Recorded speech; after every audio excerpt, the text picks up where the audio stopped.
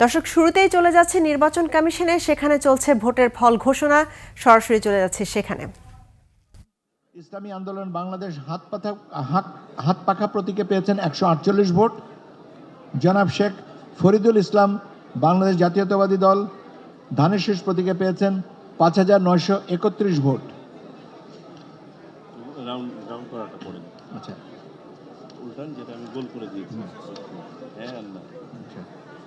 এই একই হিসাবে আপনার বাগেরহাট 3 আসনের 7টা কেন্দ্রে আমরা হ্যাঁ প্রতীক, এটা হচ্ছে বেশি 16টা আসনে। আচ্ছা 16টা আসনে, সরি 16টা কেন্দ্রে হ্যাঁ প্রতীক পেয়েছে 16,646, না 11,563।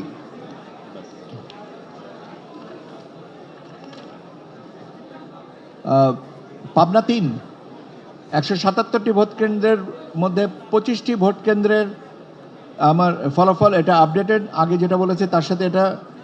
জনাব কে এম আনোয়ারুল ইসলাম স্বতন্ত্র প্রার্থী ঘোড়া প্রতীকে পেয়েছেন 6,441।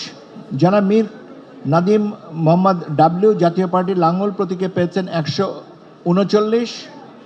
জনাব মোহাম্মদ আলী আসগর বাংলাদেশ জামাতে ইসলামী দাড়িপাল্লা প্রতীকে পেয়েছেন 18,791। জনাব মোহাম্মদ আব্দুল খালেক ইসলামী আন্দোলন বাংলাদেশ হাত পাখা প্রতীকে পেয়েছেন 188। জনাব মোহাম্মদ মাহবুবুর রহমান জয় চৌধুরী পেয়েছেন বাংলাদেশ সুপ্রিম পার্টির থেকে একতারা প্রতীকে 171।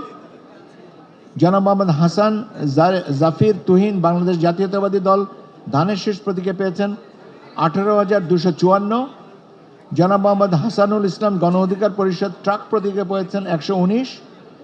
জনাব সর্দার আশা পারভেজ গণফোরাম উদীয়মান সূর্য উনি পেয়েছেন 30 ভোট। আপনি কিছুক্ষণ স্ন্যাক্সের ব্রেক দেন, দিয়ে বলেন যে আমরা তারপরে আবার ঘোষণা করি। আমি কিছুক্ষণ স্ন্যাক্সের ব্রেক নেন, আপনি কন্টিনিউ করেন।